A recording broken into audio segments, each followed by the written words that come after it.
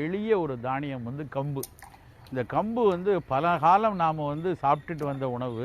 கடந்த ஒரு 50 ஆண்டுகள் 60 ஆண்டு காலமாக ஒதுக்கி வச்சிட்டோம். அது என்னமோ வந்து ரொம்ப ஏழைப்பாளைங்க சாப்பிட்றது, குடியானவர்கள் சாப்பிட்றதுன்ட்டு அதை ரொம்ப தவறாக நினச்சிட்டோம். ஆனால் தானியங்கள் எல்லாம், சிறுதானியங்கள் எல்லாத்தையும் எடுத்தோன்னா அதுக்கு முதல் ரேங்க் கொடுக்கணுன்னா கம்புக்கு தான் கொடுக்கணும்.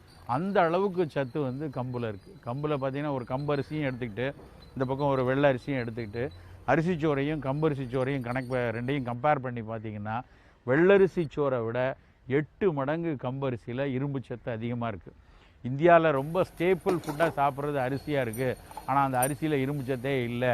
அதனால தான் இந்தியர்களில் நிறைய பேருக்கு சோகையாக இருக்குதுன்னு சொல்லி உலக சுகாதார நிறுவனமும் உலகத்தில் உள்ள பெரு அறிஞர்கள் பல பேரும் சொல்லிகிட்டு இருக்காங்க.